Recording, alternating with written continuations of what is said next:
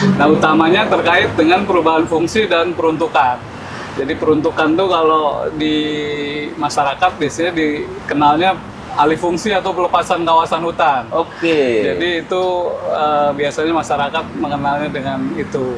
Dari pelepasan hutan dari Kawasan hutan dari kawasan menjadi bukan kawasan hutan. bukan kawasan hutan. Iya. Oke. Kalau di Direktorat Pengukuhan Kawasan Hutan, ini bagaimana sih kawasan hutan itu menjadi mantap? Gitu yang paling pertama itu.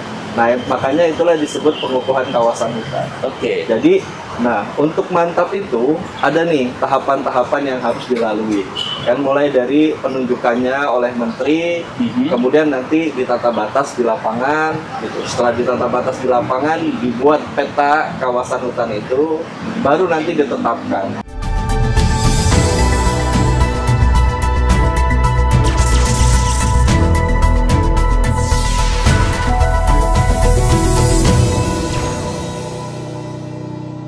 Assalamualaikum warahmatullahi wabarakatuh.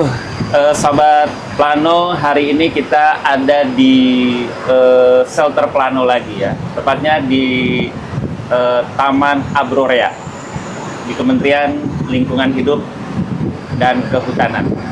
Nah, seperti biasa di Bincang Plano ini kita akan mengupas tuntas terkait dengan lingkungan dan juga kehutanan. Bersama saya Bagus Haryanto, dan hari ini spesial banget. Kalau biasanya saya hanya satu narasumber, ini dua narasumber saya hadirkan di Bincang Plano hari ini, tepatnya di Direktorat Pengukuhan dan Penatagunaan Kawasan Hutan atau PPKH. Nah, dua orang ini adalah yang selalu sibuk di lapangan, bergerak, menata, dan lain-lain. Tapi pastinya kita akan cari tahu seperti apa sih tugas dan fungsi bapak-bapak ini. Nah, bersama saya sudah dengan Pak FX. Nah, beliau adalah Dr. FX Herwirawan SHUT MSc, Kasubdit Perubahan Peruntukan dan Fungsi Kawasan Hutan. Ini Selamat Pak siang. FX. Dan yang satunya lagi Kasubdit juga. Beliau adalah Kasubdit masih di PPKH ya. Dan Pak Taufik SHUT MT MPP yang bentar lagi jadi dokter juga. Amin. Harus. Oke, Sobat Plano, ini kita ngobrol-ngobrol dulu nih. Pertama ke Pak FX. Pak, di Kasubdit Bapak ini, apa saja yang dilakukan di Kasubdit Bapak? Baik, siap Pak Bagus. Jadi memang di Kasubdit Perubahan Peruntukan dan Fungsi Kawasan Hutan ini kami utamanya adalah menyiapkan bahan untuk pengambilan kebijakan oleh para pimpinan, Bu Menteri, Pak Dirjen secara teknis, Dirjen Planologi Kehutanan dan Tata Lingkungan. Nah, utamanya terkait dengan perubahan fungsi dan peruntukan. Jadi peruntukan tuh kalau di masyarakat biasanya dikenalnya alih fungsi atau pelepasan kawasan hutan. Jadi itu biasanya masyarakat mengenalnya dengan itu. Dari pelepasan hutan dari kawasan hutan dari kawasan menjadi bukan kawasan hutan. Bukan kawasan hutan. Iya. Itu dan cukup lumayan banyak juga pekerjaan dan kegiatan yang harus dilakukan, terutama ketika di akhir-akhir masa kabinet berakhir ini. Biasanya memang di awal kabinet dan di akhir itu cukup sibuk juga. Karena target 100% itu ya. Pembangunan, betul. Oke. Jadi memang yang pertama itu yang paling sering kita lakukan adalah untuk penyediaan alokasi lahan bagi pembangunan atau proyek-proyek strategis nasional, baik yang dilakukan oleh pemerintah itu sendiri ataupun oleh pihak swasta yang bekerja sama dengan pemerintah. Jadi itu cukup banyak proyeknya. Kalau 1 tahun ini kurang lebih secara keseluruhan ya, karena ini ada peraturan presidennya terkait proyek strategis nasional itu sekitar 125 proyek. Itu bentuknya ada yang bendungan, jalan tol, kemudian kawasan industri. Nah, itu penyediaan lahannya memang sebagian disediakan dari kawasan hutan. Artinya tugas Pak FX ini adalah beberapa lahan yang hari ini digunakan untuk pembangunan. Betul, tadi tuh betul. untuk bendungan, kemudian tol, yang ternyata lahan-lahan tersebut masih dalam kawasan hutan. Iya. Bagaimana kawasan hutan itu menjadi beralih fungsi, dilepas untuk proyek tersebut. Iya. Tapi bukan hanya proyek tersebut, proyek kan? Artinya bukan juga kan? Bukan, termasuk IKN. Oke. IKN itu kita sediakan lahan dari yang tadinya kawasan hutan menjadi bukan kawasan hutan tuh seluas kurang lebih 36.000 kita proses. 36.000 hektar. Iya, 36.000 hektar. Luar biasa. Ya. Ini Sobat Plano nih, ini di Direktorat PPKH, tepatnya di Kasubdit. Beliau ini kayaknya cukup banyak tugas dan resistensinya, karena dari mulai bukan kawasan hutan menjadi, atau kawasan hutan menjadi bukan kawasan hutan untuk beberapa kegiatan, baik kegiatan proyek strategis nasional maupun untuk masyarakat, bukan begitu ya? Betul, yang masyarakat. Oke. Nah, ini di sebelah Pak FX, Pak Kasubdit juga. Halo Pak. Halo. Sehat Pak. Bagus. Aduh. Ini Pak Taufik ini. Pak Taufik juga Kasubdit di apa namanya? Di PPKH ya. Dan pastinya tadi saya sudah katakan bahwa beliau ini calon dokter. Pak, kalau tadi tugas dan fungsi sudah disebutkan oleh Pak FX di Kasubdit beliau. Di Kasubdit Bapak sama Pak tugasnya di pengukuhan Pak? Sebenarnya mirip-mirip ya kalau dari tugas. Jadi kalau tugasnya Pak FX tadi dari kawasan hutan menjadi bukan kawasan hutan, kalau di Direktorat Pengukuhan kawasan hutan ini bagaimana sih kawasan hutan itu menjadi mantap, gitu yang paling pertama itu.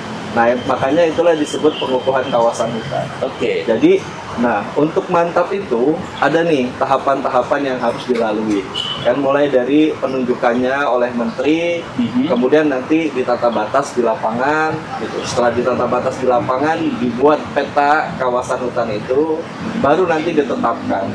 Jadi pada prinsipnya pengukuhan kawasan hutan itu memastikan bahwa letak, batas, dan luasnya dari kawasan hutan itu adalah tetap di situ, gitu. Kontainernya ada di situ.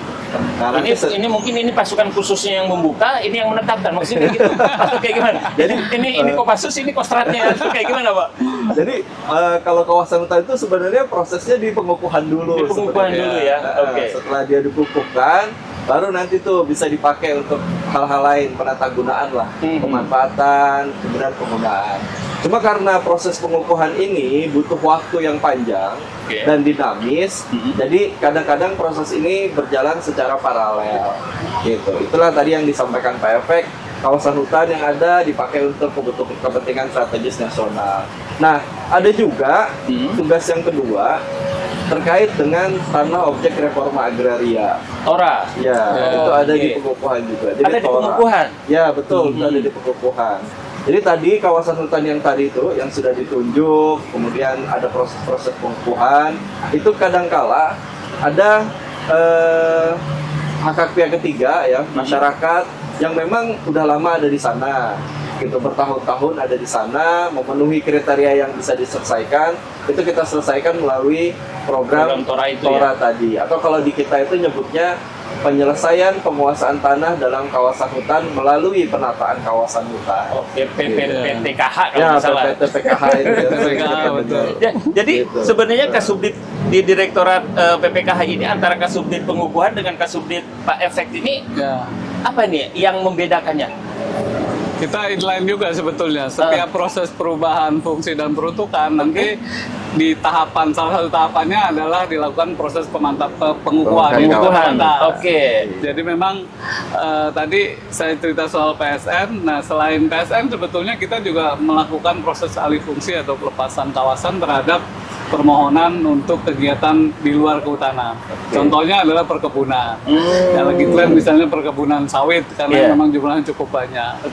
Dan ini memang belakangan sudah ada Satgas Sawit Nasional juga untuk menyelesaikan persoalan yang akibat dispute tata ruang. Sebetulnya dispute tata ruang semua pemerintah daerah dengan pusat, dan akhirnya saat ini berdasarkan UCK kita berkomitmen untuk menyelesaikan. Nah itu juga tambahan PR yang luar biasa banyak juga di subdit kami, tapi head to head dengan Pak Taufik. Jadi nanti muaranya ada tata batas di Pak Taufik. Oke. Jadi, nah ini tadi saya menarik nih terkait dengan Tora tadi Pak Taufik ya. Ini program Tora yang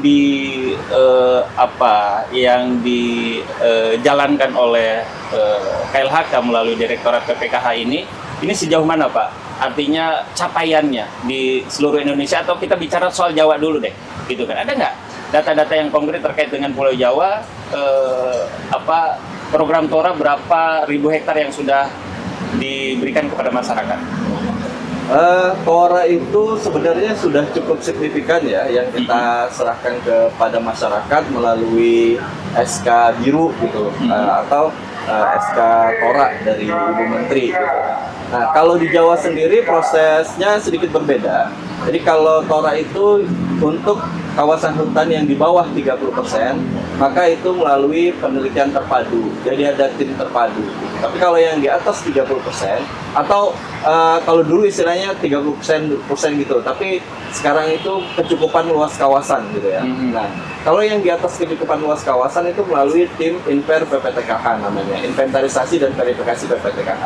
Nah, kalau Pulau Jawa itu sudah hampir seluruh Jawa dilakukan Inver PPTKH melalui tim terpadu, tapi memang progres penyelesaiannya masih kita kejar nih, karena Jawa ini cukup unik. Kita juga perlu memperhatikan bahwa di Jawa daya dukung dan daya tampung lingkungannya sudah terpenuhi. Iya, ini sudah ambangnya ini sudah terlewati, gitu. Sehingga kita cukup hati-hati juga. Namun demikian tentu kita tidak ingin juga hak-hak masyarakat gitu ya, yang memang dilindungi di dalam undang-undang dan merupakan bagian dari tujuan tanah objek reforma agraria tadi, memberi kepastian hukum juga, perlindungan terhadap masyarakat yang ada di dalam kawasan hutan gitu, yang memang berhak gitu ya, itu juga nggak mau kita abaikan.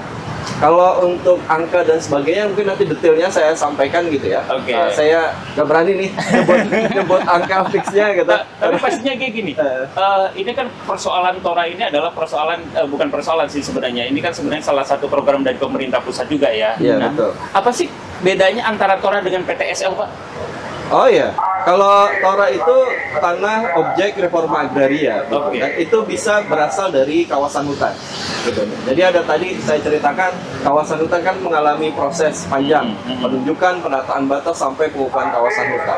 Nah, di dalam proses panjang itu memang ada hak-hak masyarakat yang sudah ada sebelum ada kawasan, maupun yang sudah ada pada saat dia menjadi kawasan, itu diselesaikan melalui Tora yang dari dalam kawasan. Kalau PTSL itu kan lebih kepada pekerjaannya ATR BPN ya, untuk pendaftaran tanah sistematis lengkap gitu ya. Nah, nanti hasil dari program Tora ini yang sudah berupa SK Biru itu juga nanti akan dibuatkan sertifikat oleh BPN. Nah, saya tidak tahu ya apakah nanti melalui PTSL atau apa, tapi yang jelas masyarakat yang melalui program Tora itu dikeluarkan SK Biru berupa perubahan batas, nah itu nanti akan diberikan haknya berupa sertifikat dari ATR BPN juga. Oke, artinya logikanya adalah ini kawasan hutan. Mungkin masyarakat sudah puluhan tahun diam di situ, tidak punya legalitas. Betul. Kementerian Lingkungan Hidup melalui Direktorat Planologi, yaitu Direktorat Dirjen Planologi ya, atau melalui Direktorat PPKH melakukan pengukuhan, pelepasan, pendataan gitu kan, itu dilepas kemudian bisa menjadi legalitas masyarakat yang ada di sana, ya kan? Akan tetapi SK Biru itu bisa ditindaklanjuti dengan dikeluarkan atau diproses melalui sertifikat. Penerbitan sertifikat. Oke. Oleh ATR BPN. Jadi ketika SK Biru ini keluar, tinggal urusannya ATR BPN nih. Betul. Jadi ada keterpaduan nih. Ya. Jadi Sobat Plano, jadi jangan salah nih ya.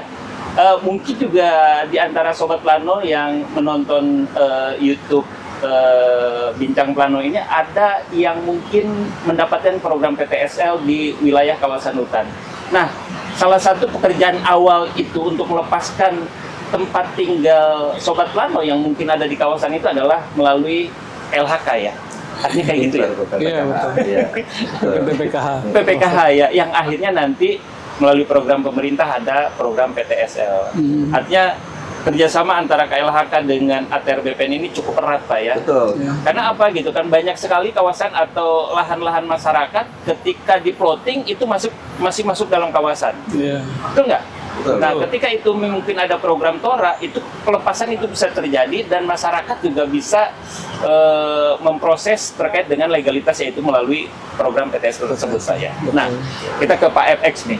Tadi saya sedikit agak menarik juga nih terkait dengan proyek-proyek jalan tol, kemudian juga pembangunan, bahkan IKN juga bagian daripada pekerjaan Pak FX.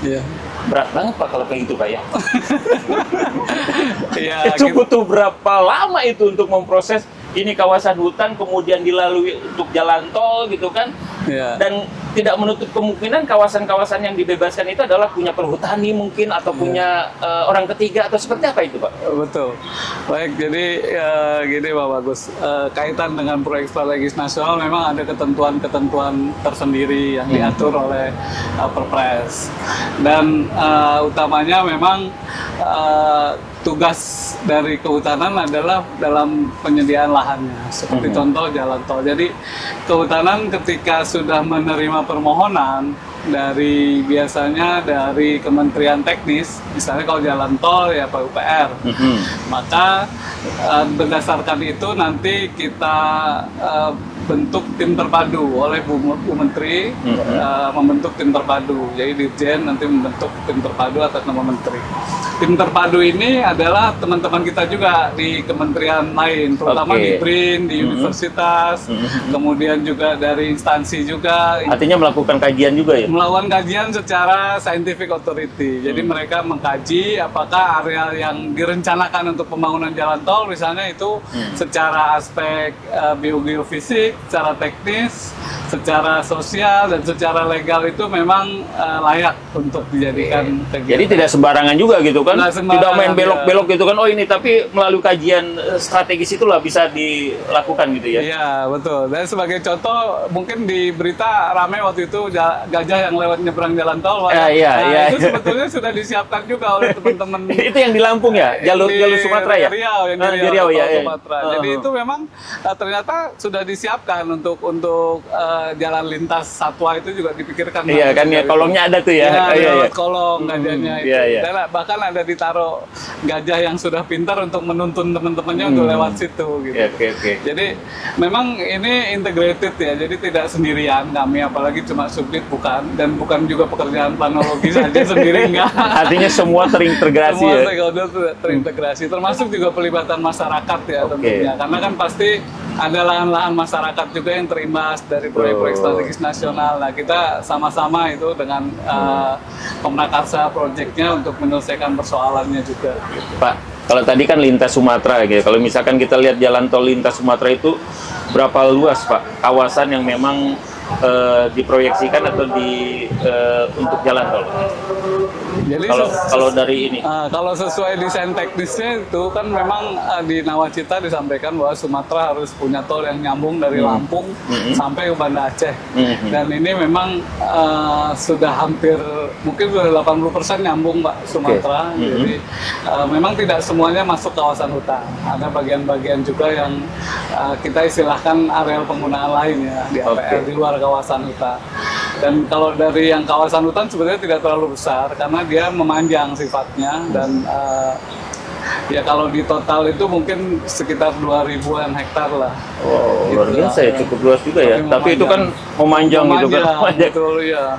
Tadi kan contohnya di Riau ada kawasan hutan yang masih ada gajahnya. Betul.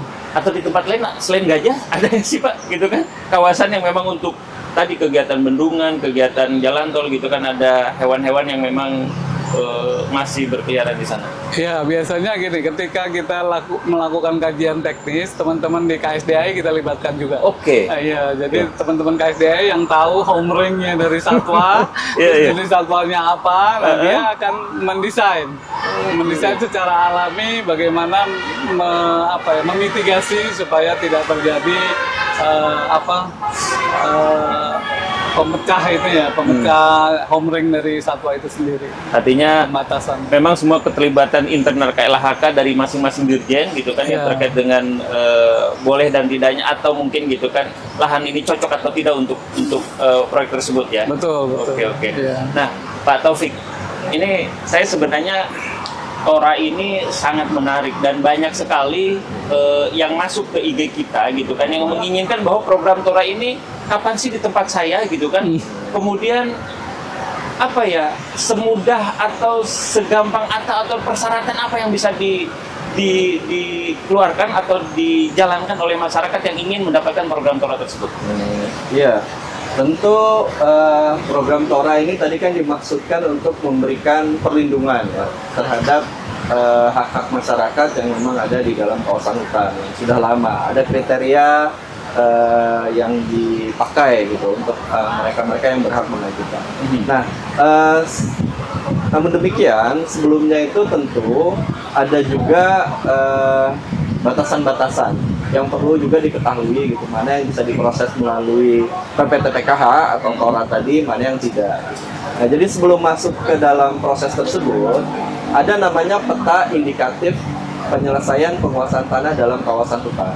Nah, jadi peta indikatif ini sebenarnya isinya itu menggambarkan areal-areal yang memang dimungkinkan untuk diselesaikan melalui PPTKH. Gitu. Jadi kita kan pendekatannya ada pakai citra, pakai penutupan lahan dan sebagainya. Jadi kita masukkan tuh. Contohnya, kalau itu permukiman, fasilitas umum dan fasilitas sosial, gitu. Itu sudah ada sebelum adanya Undang-Undang Cipta Kerja, kita masukkan. Kemudian ada lahan garapan, gitu, berupa tambak atau kebun yang punya masyarakat yang sudah dikuasai lebih dari 20 tahun misalnya. Itu bisa, Pak? Nah, kalau lebih dengan syarat-syarat tertentu ya. Lebih dari 20 tahun, kemudian luasnya tidak lebih dari 5 hektar, kemudian masyarakat setempat mendiami berdomisili di situ, nah itu memungkinkan untuk diproses. Jadi ada kriterianya yang bisa kita tindak lanjuti. Dasarnya adalah peta indikatif tadi. Kemudian nanti berdasarkan peta indikatif tadi dilakukan sosialisasi oleh Balai Pemantapan Kawasan Hutan BPKH ya. Ya, BPKH itu nanti akan melakukan sosialisasi. Setelah itu bisa masyarakat bermohon. Nah, nanti yang termasuk di dalam peta indikatif itu silahkan bermohon. Ada syarat dan ketentuannya, memang sangat panjang nih, butuh waktu sendiri nih. Kalau mau khusus membahas Tora itu waktunya kayaknya sendiri panjang. Nanti bermohon, baru diproses lah oleh tim Inper PPTKH namanya. Terus lanjut dibahas di Jakarta. Kemudian ada rekomendasi ke Ibu Menteri mengenai pola persetujuannya. Jadi nanti persetujuannya itu bisa dilepaskan dari kawasan hutan, ya, kalau dia memenuhi kriteria dan syarat-syarat tertentu, atau menjadi perhutanan sosial, gitu. Atau juga bisa melalui penggunaan kawasan hutan. Jadi ada beberapa pola persetujuan untuk penyelesaian tanah dalam kawasan hutan ini. Gitu. Artinya masyarakat sebenarnya besar kemungkinan juga yang memang tinggal di sana, sudah menggarap di sana beberapa generasi atau tadi dikatakan 20 tahun dengan proses permohonan. Tapi permohonan itu juga kan harus melalui proses normatif, misalkan kepala desanya, kecamatannya, bupati gitu kan, sampai provinsi ya. Seperti itu. Itu nanti memang cukup panjang prosesnya. Jadi permohonan oleh masyarakat itu nanti disampaikan dulu ke pemerintah daerah, diketahui desa gitu, camat, nanti oleh bupati disampaikan ke tim Inper gitu. Sementara itu normanya seperti itu. Oke. Nah, untuk BPKH yang paling ini kan Pak, terkait dengan program Tora nih, kita ada 22 BPKH yang ada di di planologi ya gitu kan. Nah, wilayah mana yang sepertinya punya yang besar atau yang mendapatkan luasan lahan atau bidang yang besar, Pak? Misalkan apakah wilayah Jawa, apakah Sumatera, apakah Riau, apakah Kalimantan gitu kan? Iya. Sebenarnya persoalan penguasaan tanah dalam kawasan hutan ini kan cukup kompleks ya. Jadi masing-masing kawasan hutan di Indonesia ini, Jawa, Sumatera, Kalimantan, Sulawesi, Papua itu tipologinya itu berbeda, gitu, cukup berbeda gitu ya. Jadi kemudian juga perkembangan penduduknya ya, dalam hal pertambahan penduduk itu sangat dinamis nih masing-masing. Kalau Jawa itu tekanannya sangat tinggi kan gitu ya, Sumatera juga demikian gitu. Kali-kali Kalimantan juga sudah mulai demikian gitu. Jadi memang sangat proporsional Pak Bagas ya. Kalau dari pendekatan luasan itu kita Kalimantan hampir setara lah ya, proporsinya, karena masing-masing kawasan kan beda nih. Kayak Sumatera Selatan itu 3,5 juta hektar gitu. Luas indikatifnya ada sekitar 300-an. Jadi sekitar 10% gitu ya. Nah, nanti di Kalimantan juga mungkin seperti itu. Sangat dinamis tergantung situasi penduduknya. Kita nggak bisa katakan misalkan Kalimantan paling besar gitu ya. Tapi proporsi penduduknya seberapa banyak nih? Kan gitu kan. Itu juga menjadi parameternya ya, terkait dengan kepadatan penduduk di situ ya? Bukan parameter dalam artian bahwa dia bisa diselesaikan melalui Tora atau enggak gitu ya. Tapi dalam artian tekanan terhadap kawasan hutannya itu tentu berbeda nih antara areal-areal yang padat penduduknya atau provinsi yang padat penduduknya dengan provinsi yang tidak padat penduduk atau yang kurang kepadatan penduduknya. Nah, ini saya menarik, ini kan sebenarnya di pengukuhan ini pendekatan kepada masyarakat itu kan terkait dengan ada pendekatan yuridis, mungkin ya ada pendekatan sosiologis gitu kan. Ini kan yang paling berat kan pendekatan sosiologis terhadap masyarakat. Apa sih suka dukanya Pak? Aduh, apakah ada yang mungkin tidak mau gitu kan, nggak boleh atau seperti apa gitu kan, bahkan gitu kan ada yang bawa parang atau seperti apa? Pernah nggak ngalamin Pak Taufik? Saya sebelum di sini kebetulan di BPKHTL gitu, jadi mengalami juga nih banyak peristiwa. Tapi masyarakat kita itu sebenarnya antusias gitu ya untuk mengikuti program Tora ini. Kemudian mereka juga tadi kan ada persyaratan dan sebagainya, mereka keingin tahuannya itu, pengen belajar itu tinggi gitu. Jadi memang perlu kita bantu ke sana gitu. Nah, di beberapa case memang informasi yang sampai ke daerah, apalagi di penduduk desa itu mungkin tidak pas, sehingga salah informasi ya, atau bukan salah informasi, dapat informasi nggak utuh mungkin, tidak utuh, informasi tidak utuh, sehingga ada resistensi gitu. Sebenarnya kalau kita dekati kemudian kita bicara dengan lebih baik ya persoalannya selesai gitu. Jadi memang teman-teman di balai ini atau tim Inver ini kami harapkan bisa lebih fleksibel gitu ya, berkomunikasi dengan masyarakat, karena mohon maaf ya, masyarakat kita ini kan ragamnya cukup tinggi Pak. Baik pasti dari pendekatannya juga berbeda-beda. Betul, pendekatannya berbeda-beda gitu. Baik dari tingkat pemahaman dan sebagainya itu sangat berbeda-beda, sehingga memang butuh fleksibilitas lah dari tim Inver gitu. Untuk tapi pastinya pernah juga menemukan orang yang sulit gitu kan. Misalkan harus ngamuk, harus apa, pernah juga Pak ya. Ya tentu dalam setiap agenda-agenda pemerintah yang kita lakukan ada saja gitu ya, pro dan kontra itu kan selalu ada gitu ya. Yang tadi karena sebenarnya pemahaman yang belum utuh. Kalau kita sampaikan pemahamannya, mungkin dia juga lebih bisa menerima dengan lebih baik.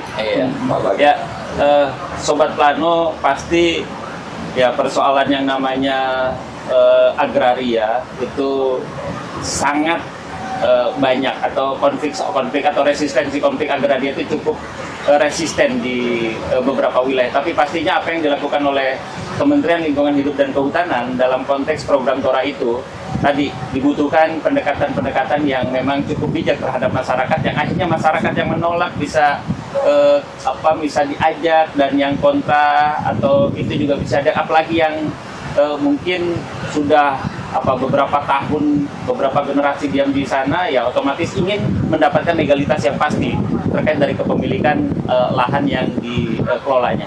Nah, tadi jalan tol sudah Pak FX. Saya tadi menarik juga itu terkait dengan bendungan. Itu bendungan di mana aja itu yang masuk dalam kawasan hutan yang akhirnya hari ini jadi bendungan?